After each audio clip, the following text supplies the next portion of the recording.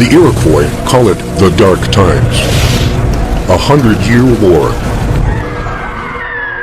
It climaxed in an epic battle between an evil tyrant with supernatural powers and a great warrior who became a prophet of peace. This is the history of America as you've never seen it before.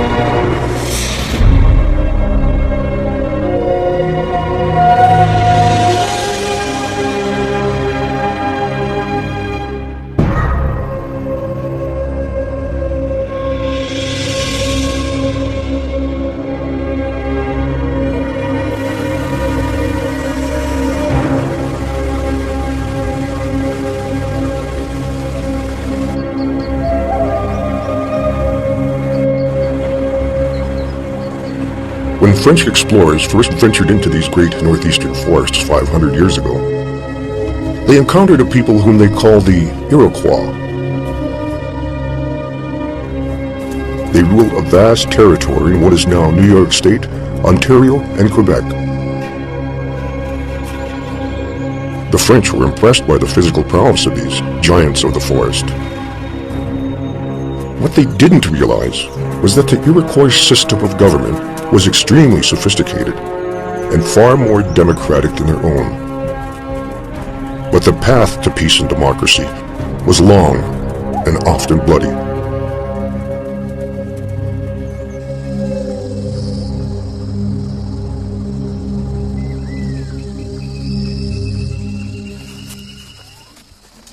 The ancestors of the Iroquois had lived in this area for thousands of years.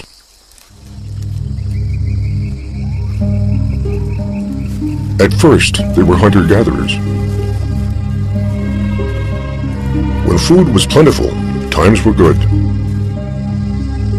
When it wasn't, they moved camp.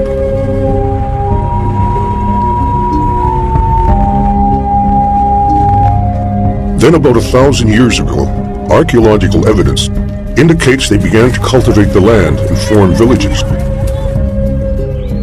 The villages grew into nations.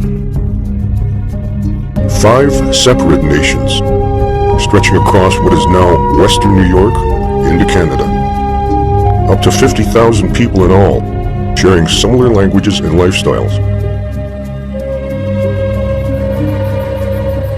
But despite their similarities, they turned against each other. Soon war was all they knew. The land was in turmoil.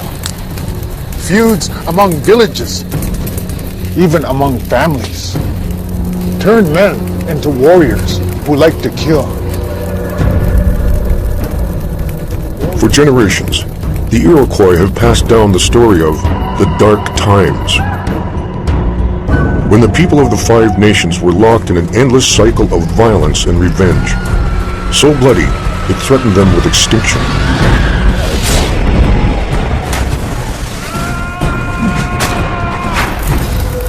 Everywhere there was peril.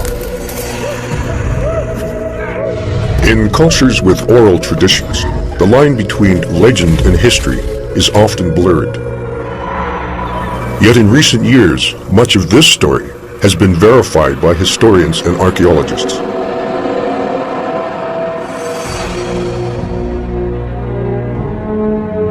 Hiawatha, sometimes called Hiawatha, lives among the people who raised him, the Onondaga, one of the 5 Iroquois nations.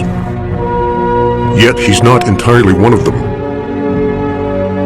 His mother was a Mohawk, probably captured in battle. Since boyhood, Hiawatha has had to prove himself.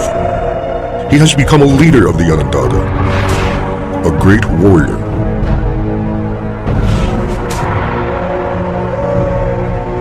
But the wars have exacted a heavy toll, robbing him of his wife and 6 of his 7 children.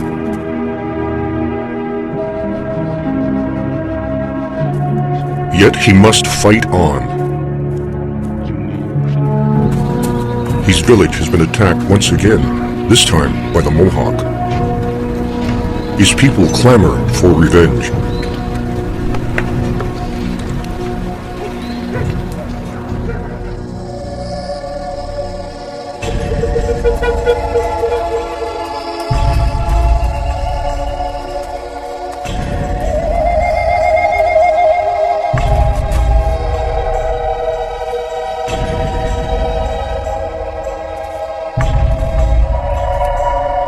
Hiawatha leads his men east.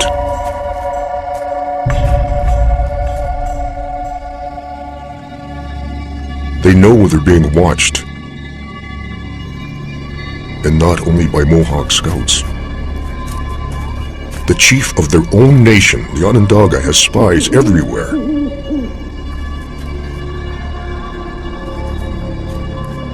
Some take human form. Others are shadowy creatures of the forest, especially the owl, the Iroquois omen of death.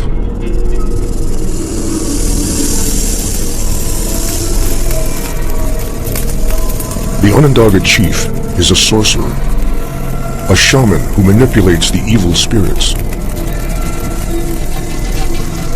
His body is distorted by 7 crooks. His hair rides with snakes.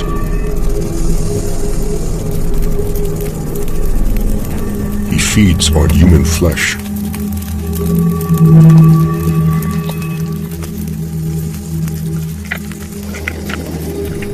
His name is Tadadaho. He lives in isolation, far apart from his people who fear him. Though the Onondaga have other chiefs, Tadadaho holds supreme power. To him, Hiawatha and the warriors are pawns in a game. Tadadaho relishes bloodshed. War feeds his power. As long as the chaos continues, his reign is secure.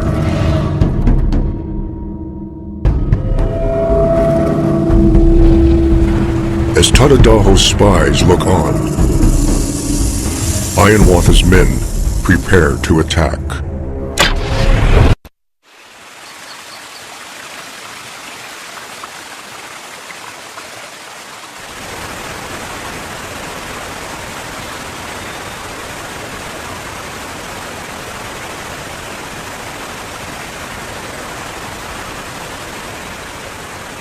The Mohawk often come to this river to fish. It's within their territory, the easternmost of the 5 Iroquois nations.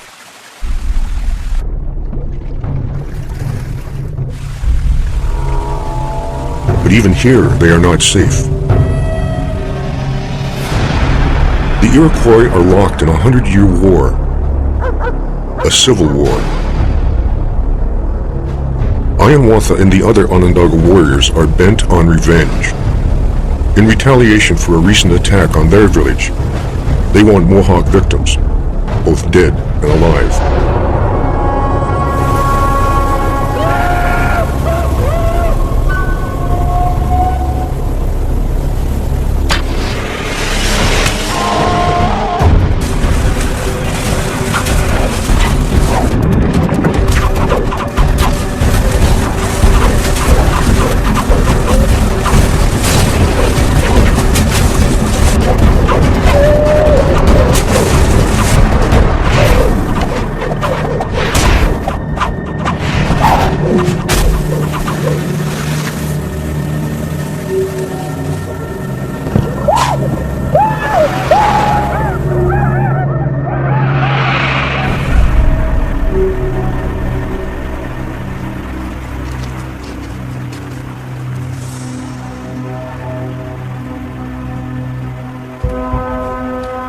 During the period the Iroquois called the Dark Times, revenge was not a choice.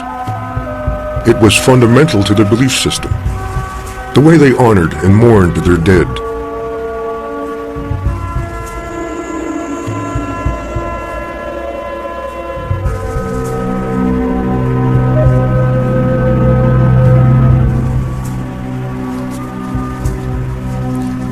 To the Iroquois warriors, every death had to be answered by another. The battles dragged on and on.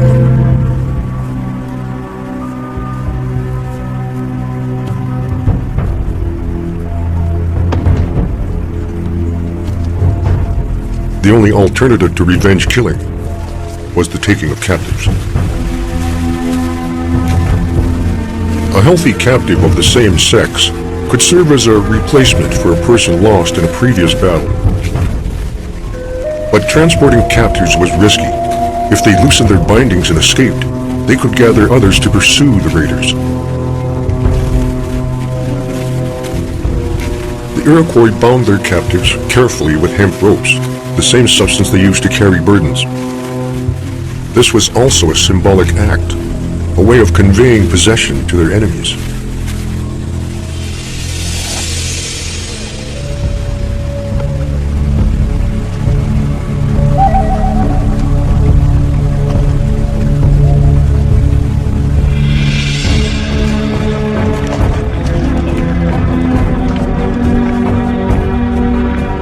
On their way back to their village, the Onondaga warriors follow a path the Iroquois have blazed through the wilderness. It stretched for 240 miles. Today, this route is a highway that runs between Albany and Buffalo. But 1,000 years ago, the warriors ran these miles, forcing their captives to keep up. Along the way, they boasted of the size of their victories in pictographs.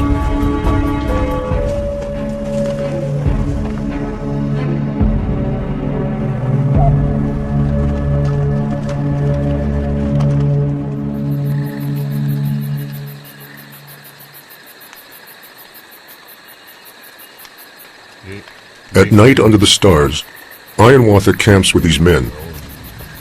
All of them are weary of war. The legend says that Ironwater longs for a better life for his people, but can see no way out. He cannot know that many miles to the west, a child has been born who will show him the way to peace.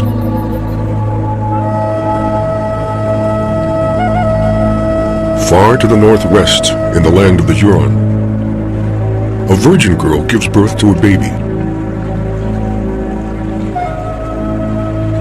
She and all the Huron in their village realize the child is blessed and was put on earth for a reason. They call the baby Skenalahawe, but in time he would come to be known as the Peacemaker.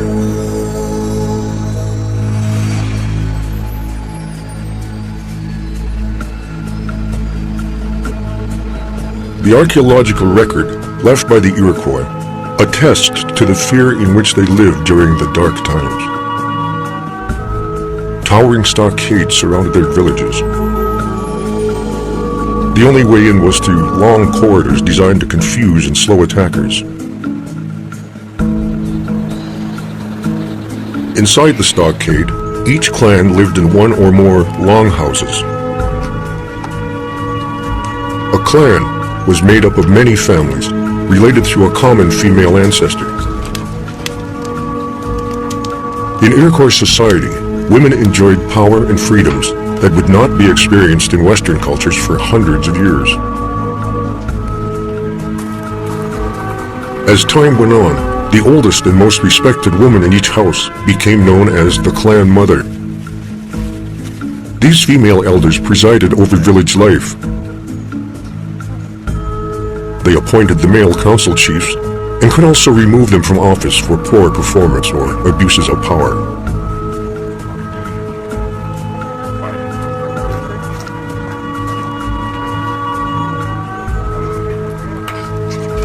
In 4 of the 5 nations, this collaborative system of government flourished. The sole nation in which it did not was the Onondaga. There, Taradaho reigns supreme.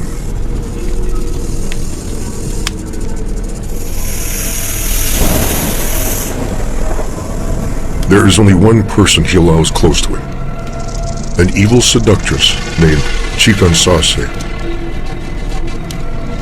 She shares his zeal for war, and his craving for chaos.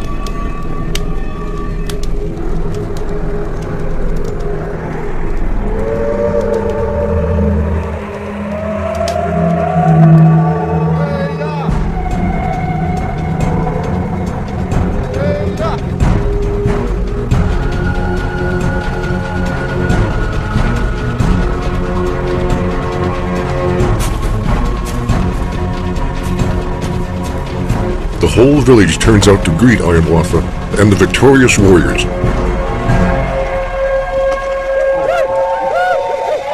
They form a gauntlet, a double line for the male prisoners to pass through.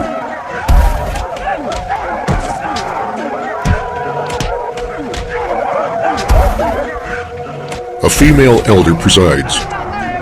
She is looking for replacements for her dead sons. The gauntlet is a test. It reveals which captives are strong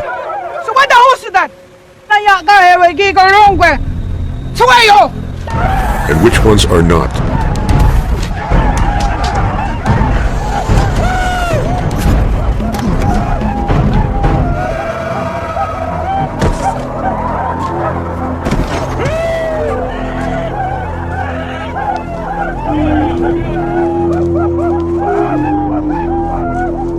Hiawatha has lost his stomach for the violence. His daughter is the only one who still brings him joy.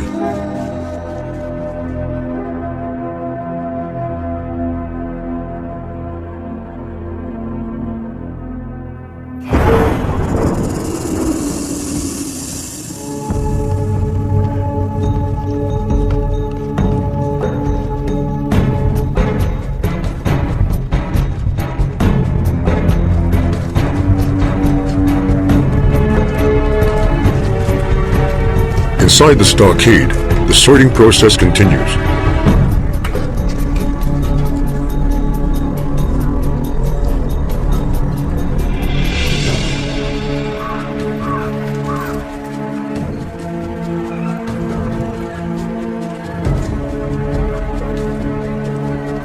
The Mohawk women and children find a ready home.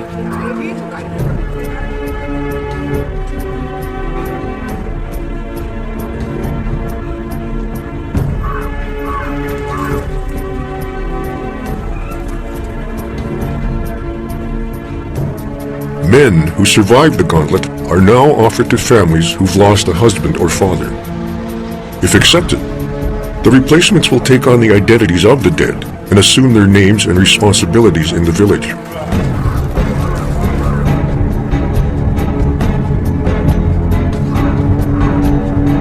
But those whom the elders reject face a very different fate.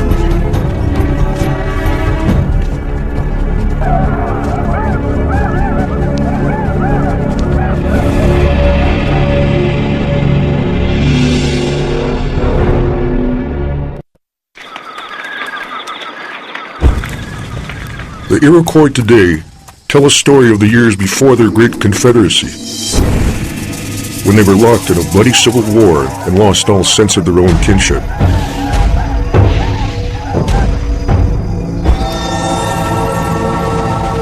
In those days, life was valued as nothing. Everywhere there was peril. Here again, the archaeological evidence agrees with oral history.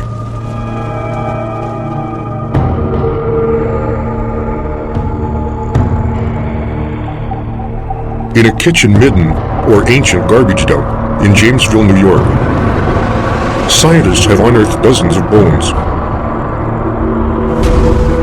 Some are recognizably human, with cut marks where stone tools separated the joints and stripped away the flesh.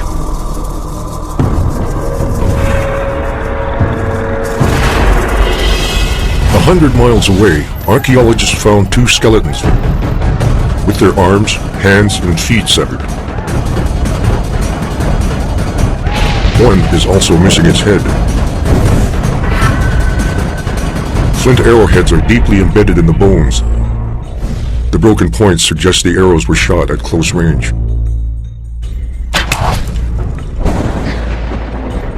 In the ashes of a campfire were found charred human remains, hard evidence that the victims were not only killed, but cooked and eaten.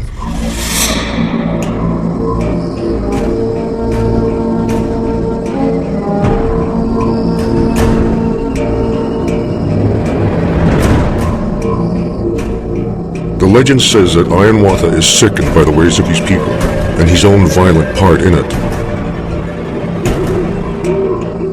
Yet he fears Tadadaho and continues to obey him. Sensing he is losing Ayanwatha's loyalty, the evil tyrant and his supernatural agents monitor his every move.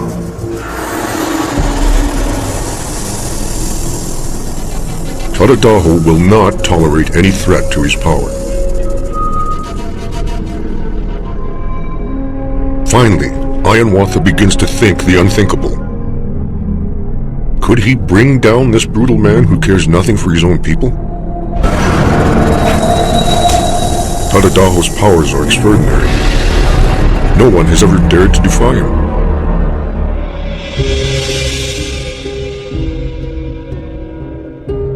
What Ayanwatha still doesn't realize is that help is on the way.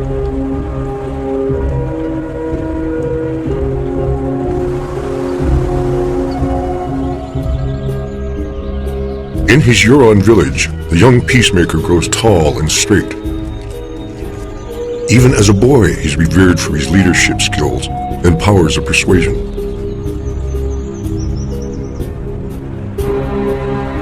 As a young man, the peacemaker learns about the terrible war raging across the lake far to the east. He realizes he has a divine mission to intercede.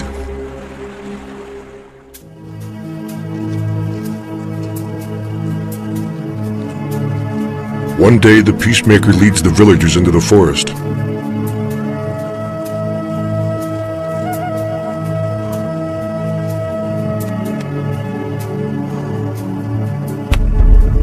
He hacks off the bark of a maple tree and asks his people to taste the sap. If it is sweet, he says, peace will come. But if it turns bitter and runs red like blood, that will mean the peacemaker's luck has run out and the evil one has destroyed him.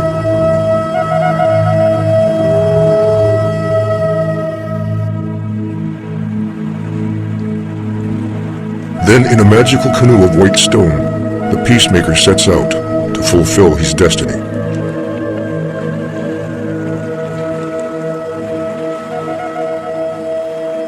As the peacemaker paddles east, Ayanwatha grows stronger in his resolve to remove Tadadaho from power. He too has recognized his destiny.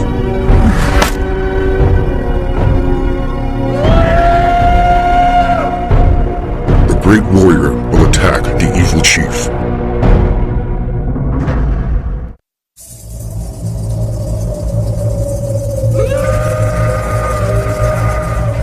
Under cover of darkness, Ayanwatha and the Onondaga warriors prepare to attack the remote longhouse of Tadadaho to overthrow their evil ruler. Their task is formidable, but the men are determined.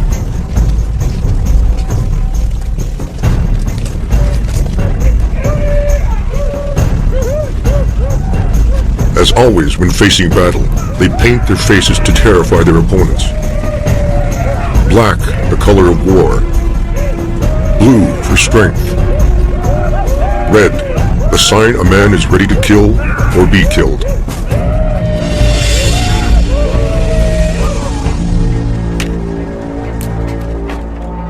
Their weapons are sharp and ready.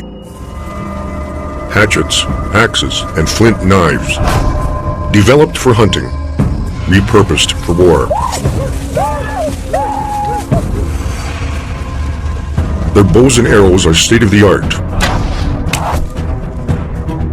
Unique spiral of fletching makes the arrow spin. This stabilizes flight and increases accuracy.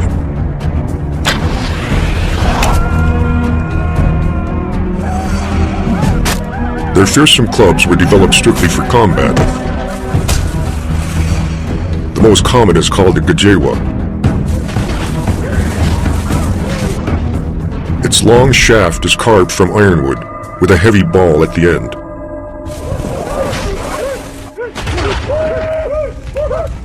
What the warriors don't realize is that these weapons will be useless against the supernatural forces of Tadadaho.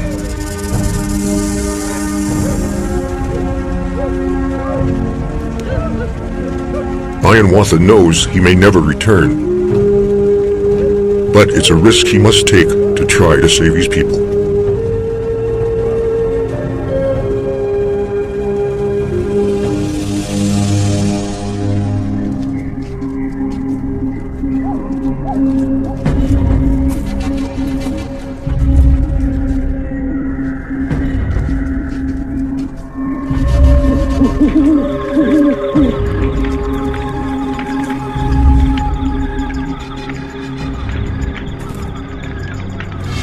Ironwatha's war party inches toward Tadadaho's isolated longhouse.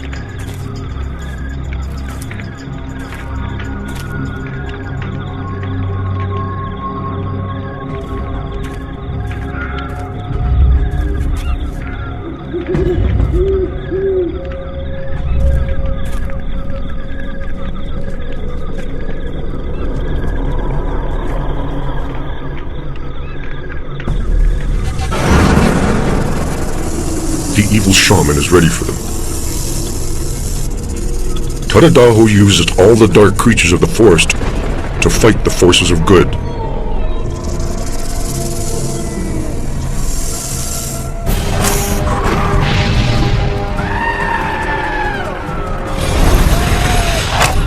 Arrows fly from everywhere,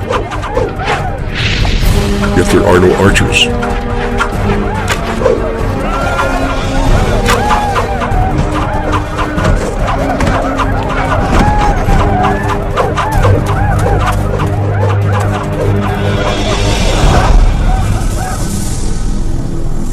From his longhouse, Tadadaho has been fighting on two fronts.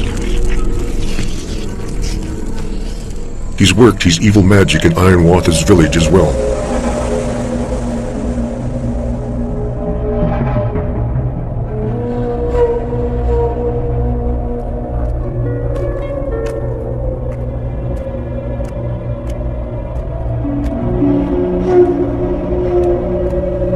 The tyrant has spared Ironwatha, only to destroy his soul.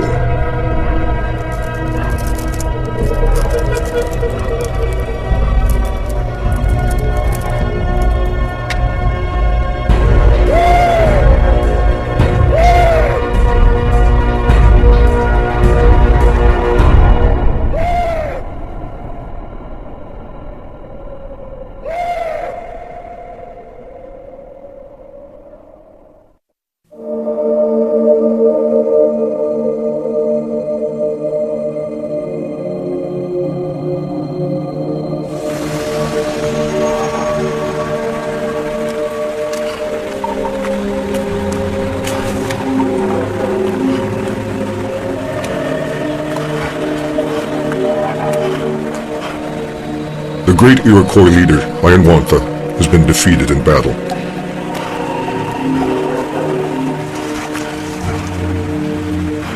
The death of his last surviving daughter at the hands of the evil Tadadaho has broken him. He wanders, dazed and lost.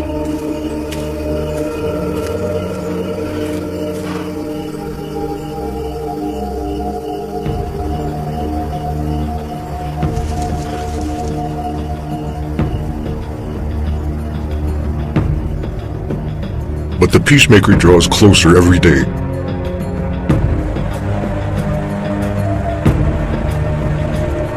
Scanalahauri has journeyed hundreds of miles across the Great Lakes, bearing his message of peace.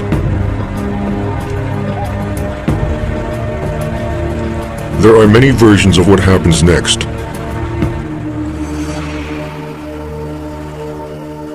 One holds that Ironwatha comes to the shores of Lake Ontario.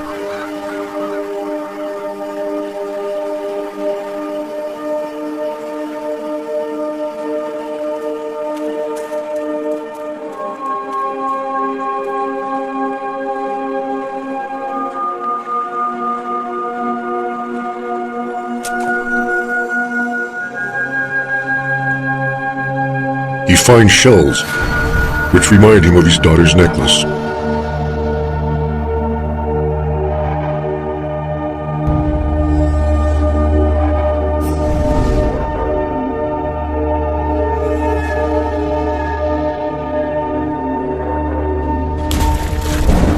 At that very moment, the peacemaker appears. Ayinwata. He consoles Ayinwata for his loss and points out how the shells are opening his heart and allowing him to mourn his daughter.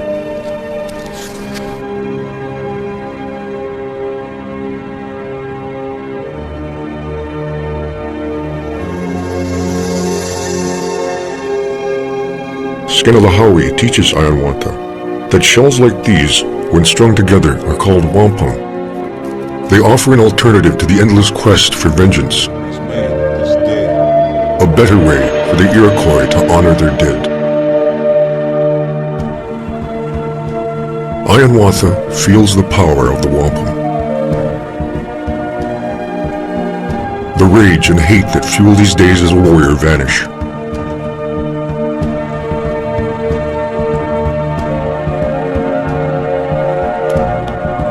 He accepts the peacemaker's message and resolves to carry it to his people. This task will not be easy. The Iroquois have known nothing but war for generations. But Ayinwata and the peacemaker set out to convince the 5 nations to abandon war.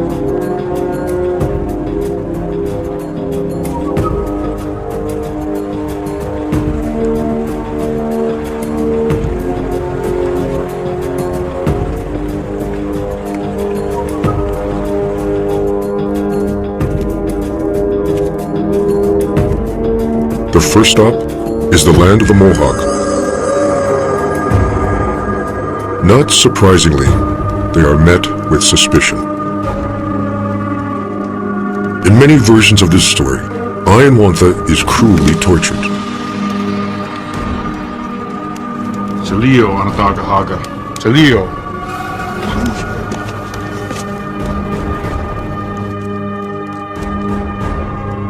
Finally, the peacemaker convinces the Mohawk chief to listen. Skano, Ladian. So the Husata. Kaino Latowa. The chief agrees to support their cause, but only if the other nations will take up the challenge too.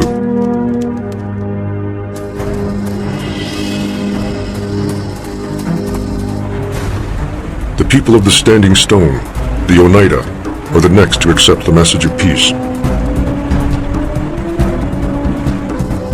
They are joined by the people of the Great Swamp, the Cayuga, and the people of the Great Hill, the Seneca. Until there is only one nation that remains apart, Ayinwata's own people, the Onondaga. The time has come once again for the new disciple of peace to face down his blood enemy, Tadadaho.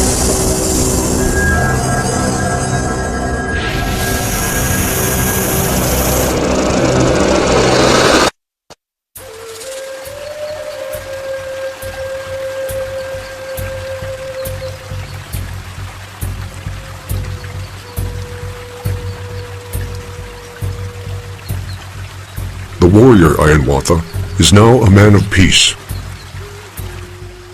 He is ready to confront Tadadaho, the Onondaga tyrant who has terrorized his people. Ayinwata has won the support of the rest of the chiefs and all the female elders of the 5 nations.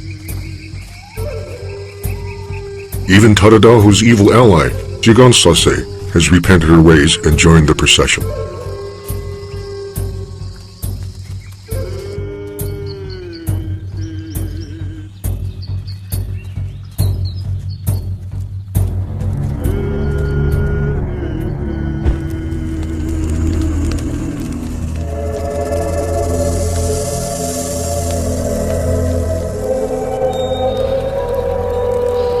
According to the legend, the power of their singing draws Tadadaho from his dark longhouse.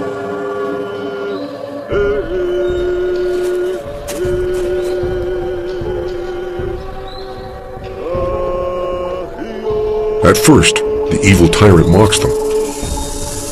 His power is based on chaos and revenge. To him, peace is weakness.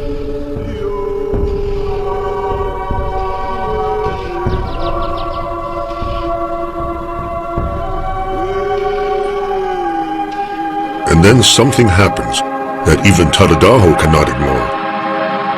Another coincidence of history and legend.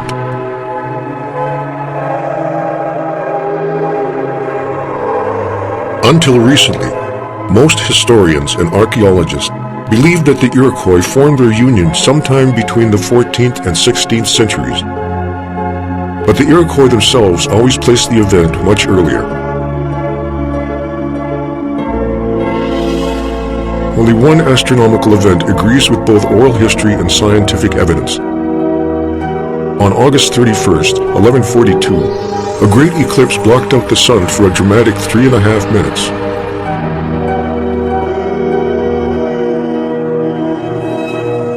Tadadaho understands his tyrannical reign is over.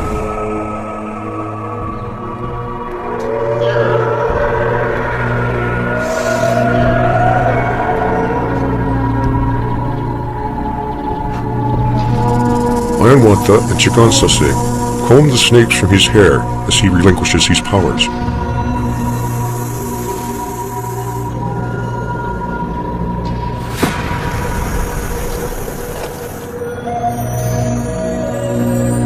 This is the moment when the 5 nations establish the great law of peace to rule their relations. They form a new, united government. Tadadaho is appointed head of its council, and Chikansase, the mother of nations.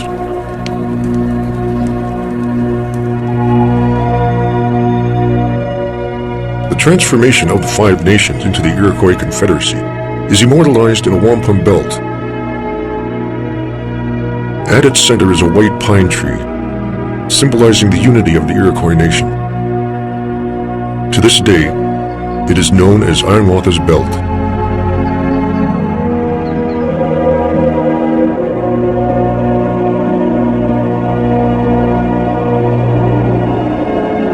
Under a great white pine on the shores of Onondaga Lake in present-day New York, the warriors lay down their weapons. They bury the hatchet, a phrase that lives on today. From this moment, their internal battles will involve words, not weapons. They form a grand council, made up of representatives from each of the 5 nations.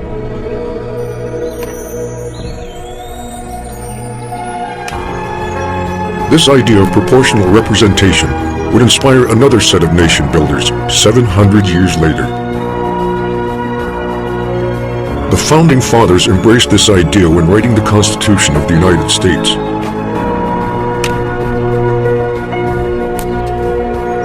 They also adopted an Iroquois symbol. In the words of the peacemaker, one arrow is like a single nation or state, easily broken. But a union is unbreakable. The image of an eagle holding a bundle of arrows is central to the Great Seal of the United States.